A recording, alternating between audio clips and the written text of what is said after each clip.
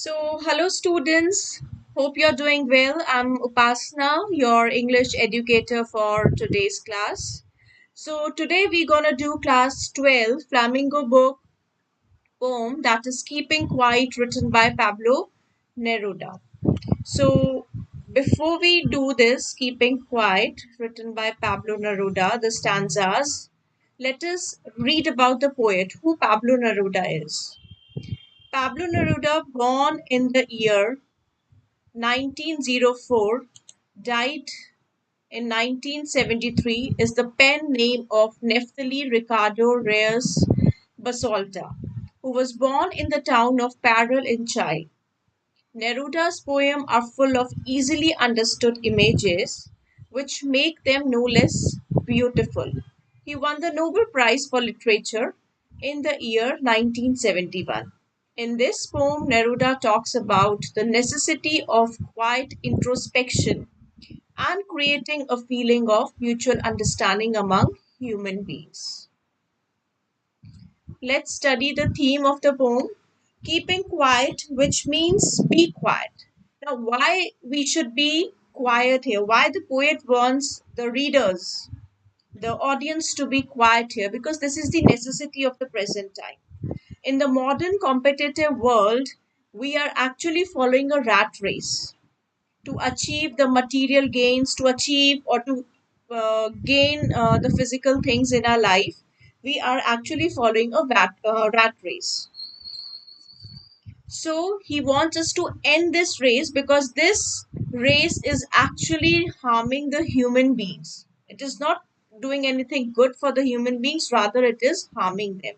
So he wants us to be quiet for a certain period of time, not for the whole of the life, but at least for a period of time so that we can actually introspect ourselves and analyze what are our follies and correct them. So let's study the theme of the poem. The poem Keeping Quiet is, in a sense, anti-war poetry. So this is against the war. Poet is not in the favor of war over here. The poet is worried about the violence, animal brutality, and the fate of manual labors. Many of our social, political, and religious problems can be solved in an easy way, according to the poet. And what is the answer? That is the self introspection. He wants us to introspect ourselves. Now, what does self introspection means? It means to analyze our mistakes and to rectify ourselves so that we can forge ahead in our lives with positivity. Secondly, he talks about it will be the first big step towards bringing people together if it is implemented. What is implemented?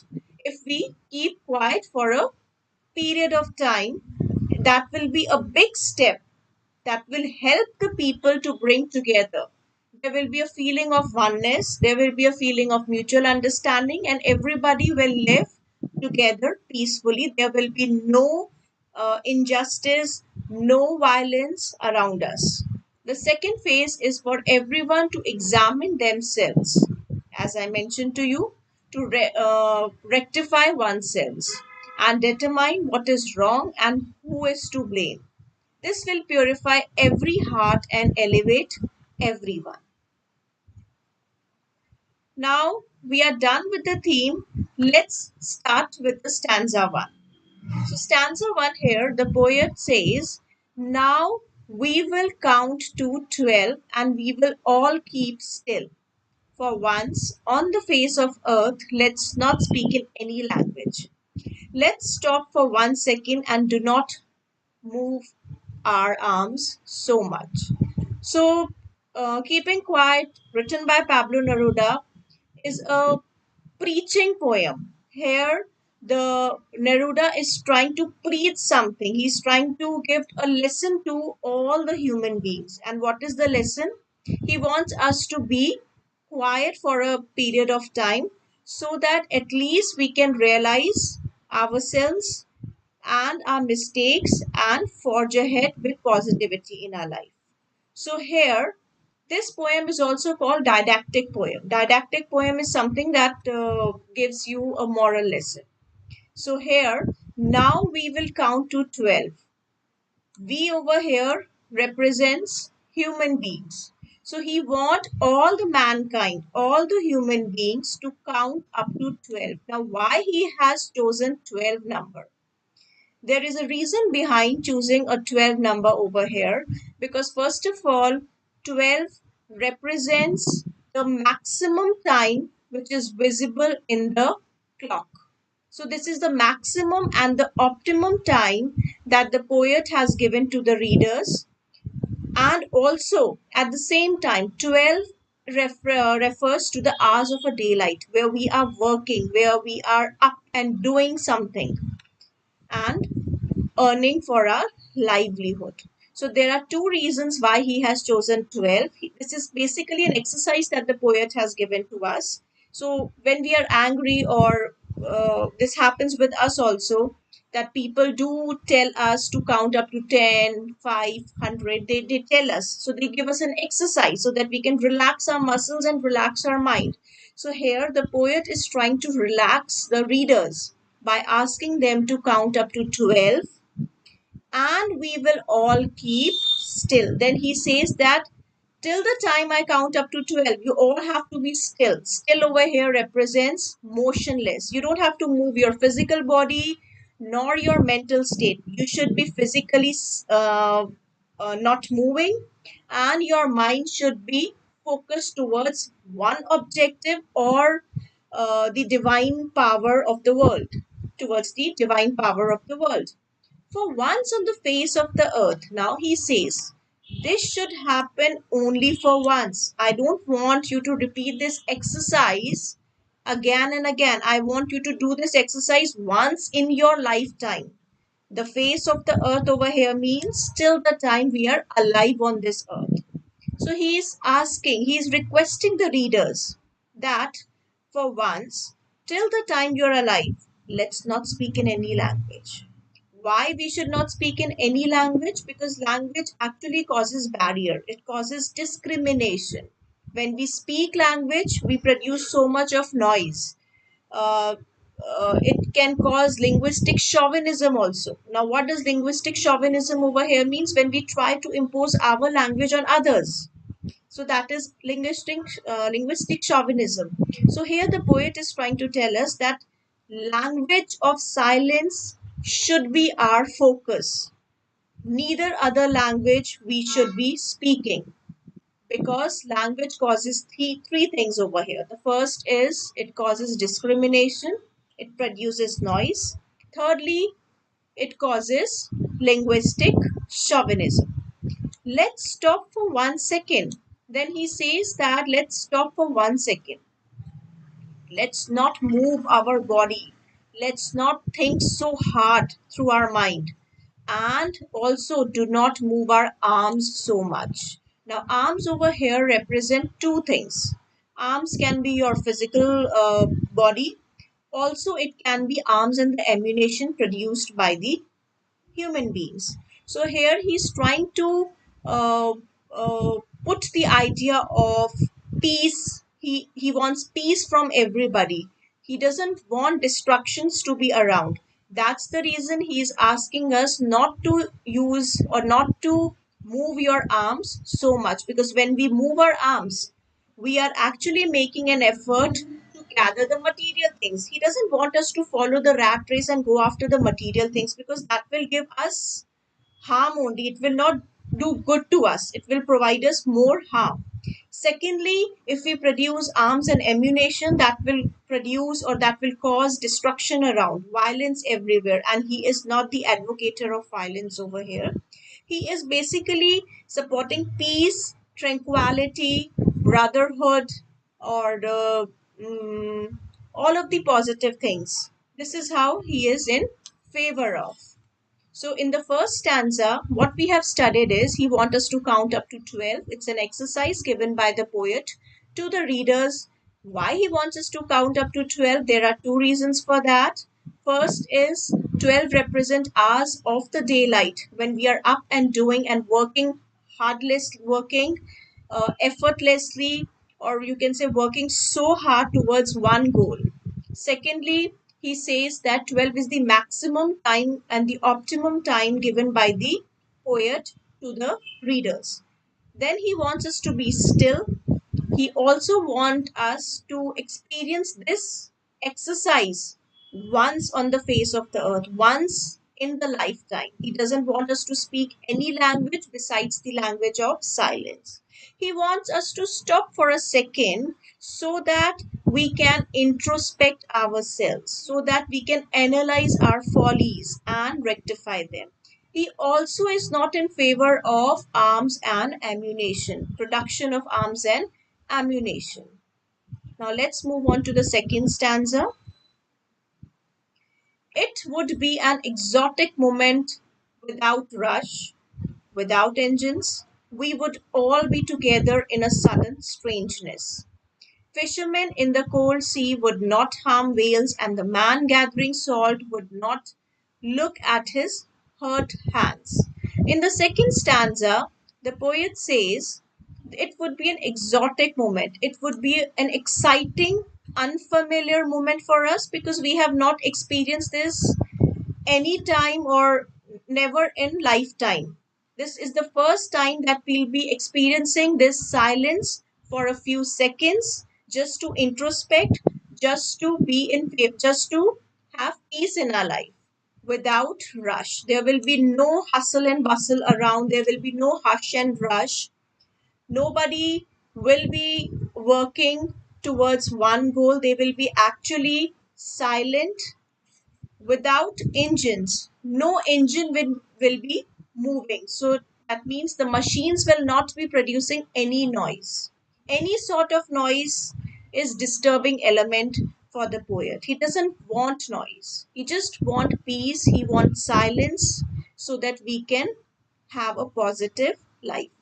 We would all be together in a sudden strangeness. And this exotic moment will come when this exotic moment will come. There will be no rush, there will be no engines producing sounds, and the result of this will be that we will all be together. There will be a feeling of brotherhood, mutual understanding, harmony, peace. There would be oneness, and we will be together with our fellow beings. And this will be a sudden strangeness. This will be a very sudden, strange feeling for us because we have not experienced it before.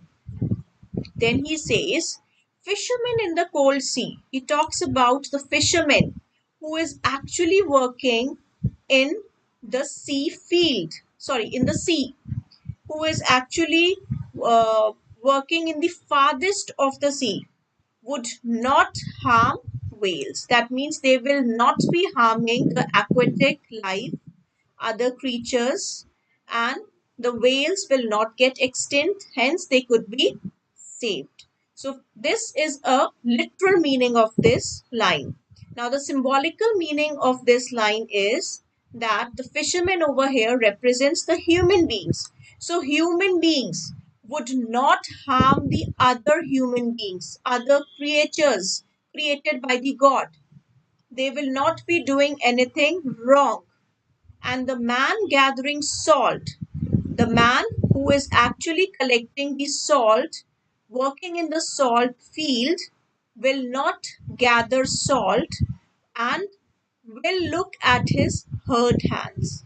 So what he is trying to do over here is the man is trying to gather the salt in the salt field, and during this process he is actually not realizing that he is hurting his hands.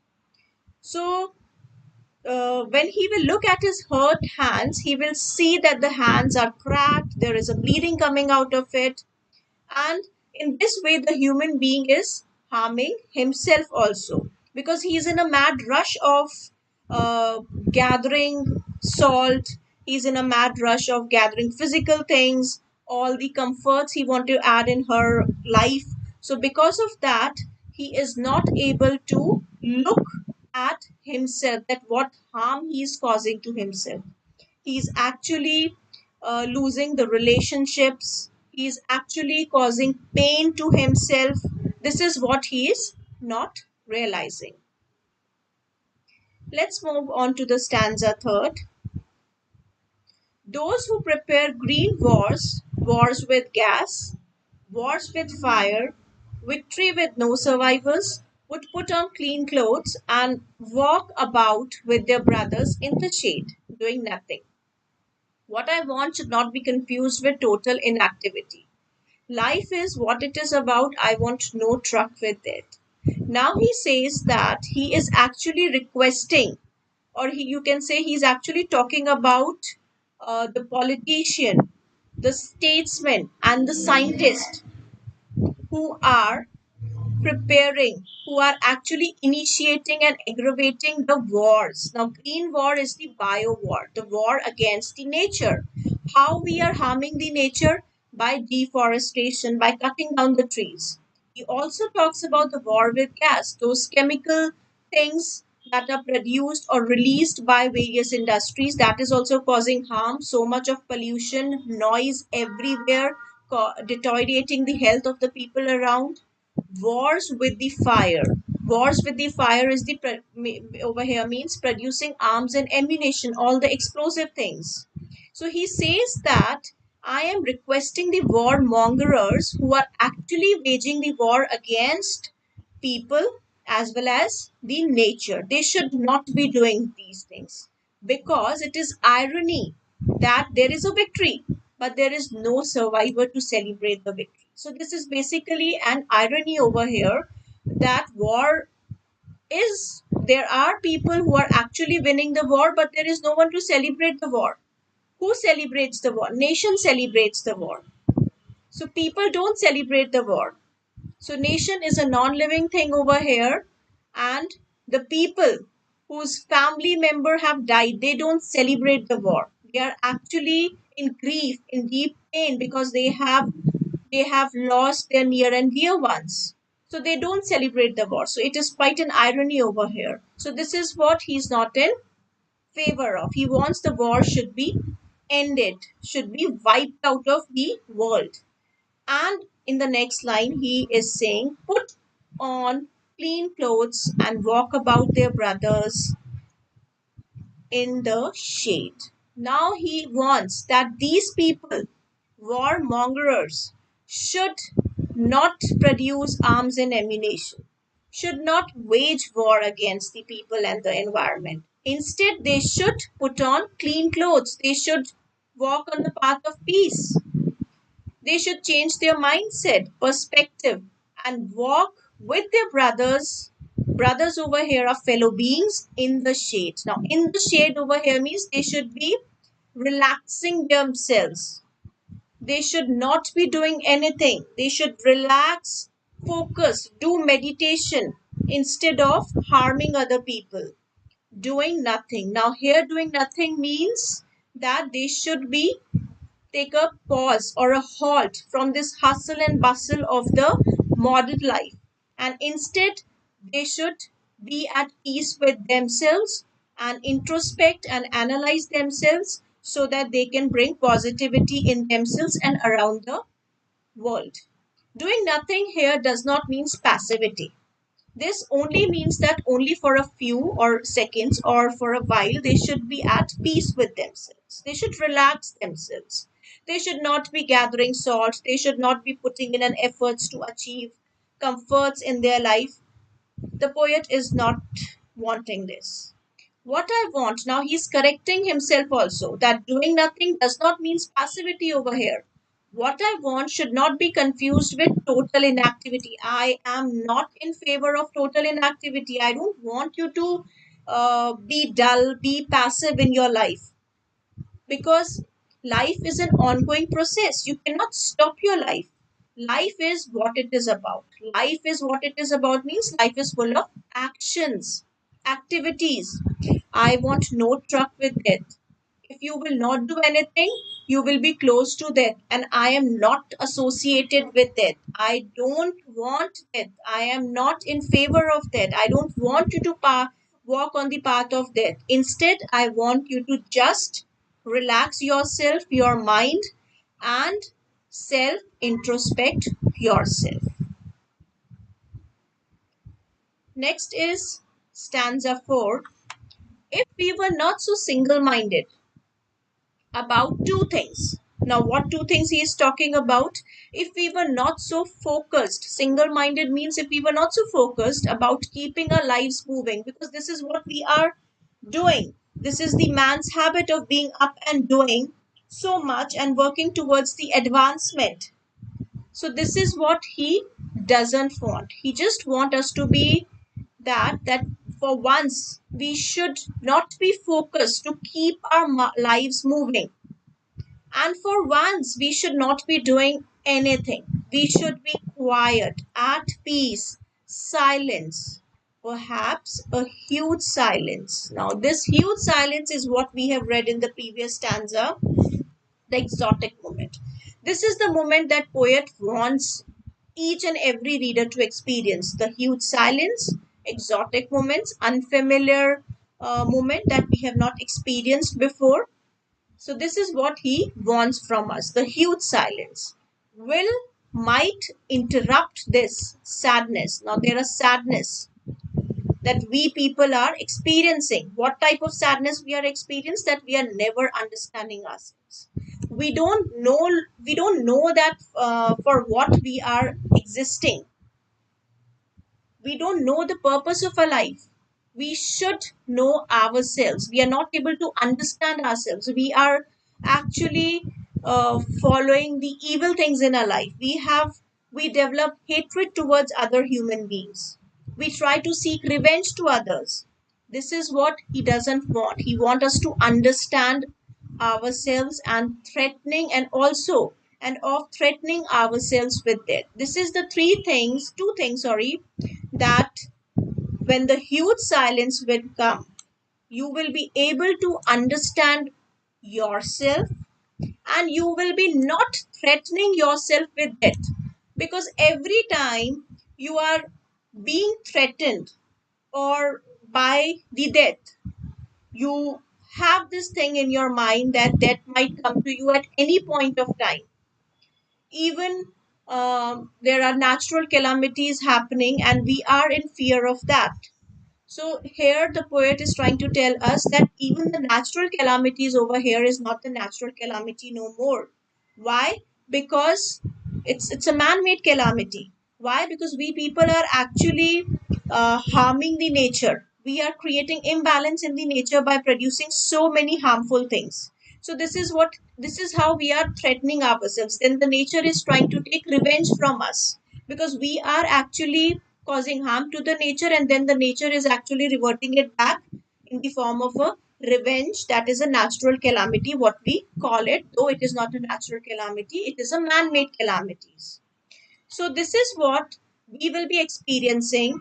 Exotic moment will be a huge silence moment, and in this moment we will be able to understand ourselves better. We will be able to understand the purpose of our life, and we will never be threatening ourselves with death. So this is what he wants. Now, the stanza 5. Perhaps the earth can teach us. Now, here the poet is trying to tell us, don't go far. You are not supposed to go anywhere. We have earth. Earth can enlighten us, teach us, or give us a lesson. Earth is personified over here. As when everything seems dead, when everything appears to be dead, that means everything, the seeds appears to be dead during the autumn season. There is no life. Everything is lifeless. But later, it proves to be alive in the spring season. How? Because in the spring season, everything comes back. There is a rejuvenation. In this way, there is a birth, you can say, birth of a human soul. Just like the seed who appears to be dead, but later the seed appears to be alive with the spring season. So, the same way, when the poet is asking us to be silent, we are introspecting, we are trying to analyze our deeds, our follies, and our mistakes, everything. And later, when the silent moment is ended, we prove to be alive. And when we prove to be alive, we are actually giving birth to a new human soul who is pure, who is perfect, who is actually not causing harm to anybody. Now he says that now I will count up to 12. Again, he says that I'm going to count up to 12 and you be quiet. You keep quiet and I will go.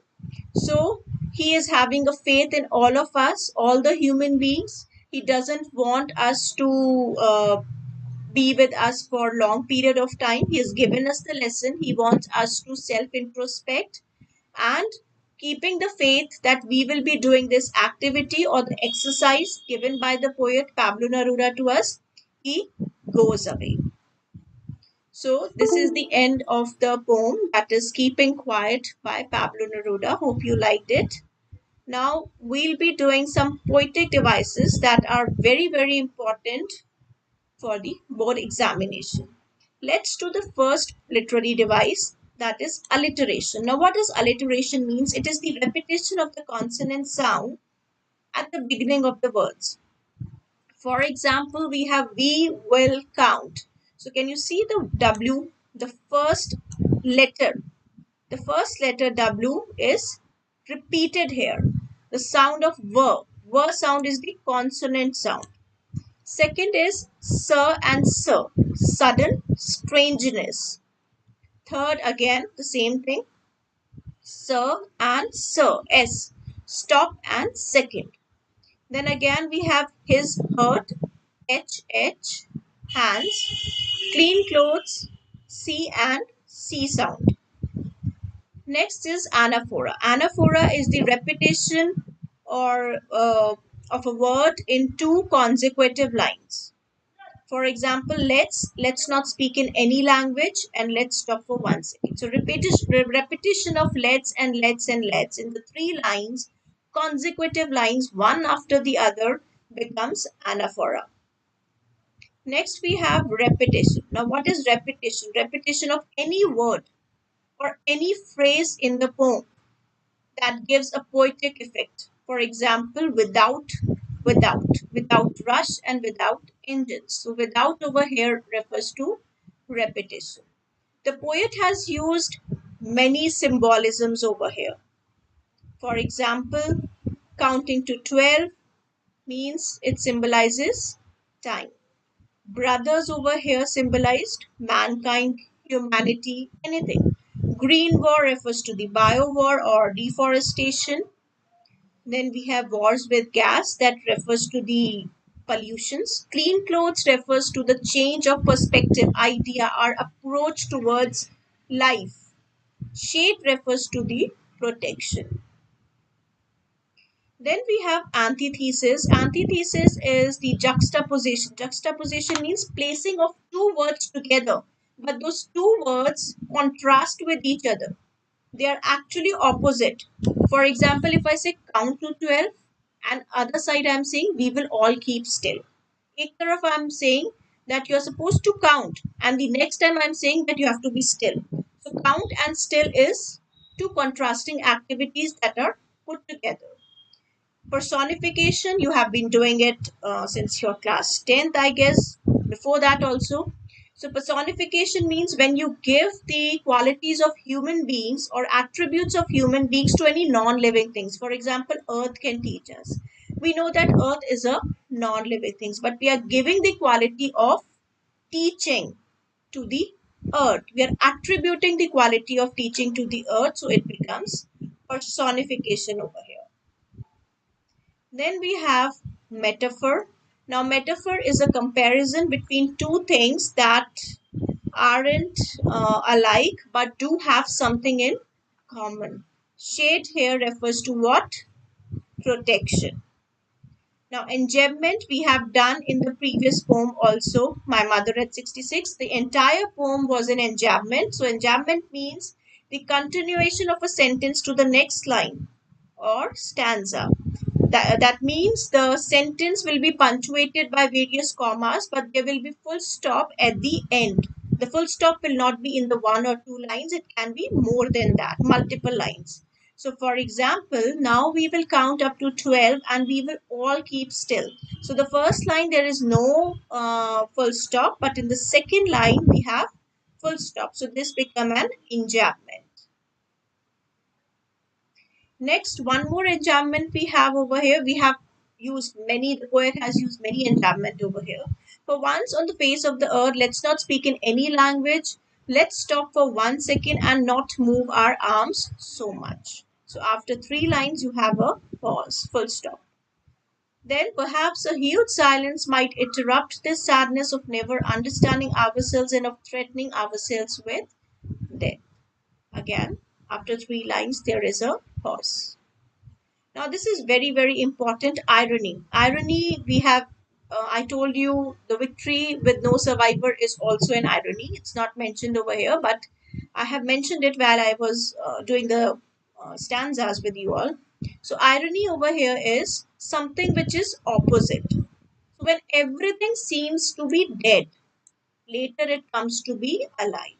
So victory is there, but there is no survivor to celebrate the victory. So that's an irony. Ironical end given to something. You were expecting something, but happened something else. You were victory means that there will be people who will be celebrating, but that was an ironical end, that when the people are waging war, it's actually an ironical end that there is no one to celebrate that victory.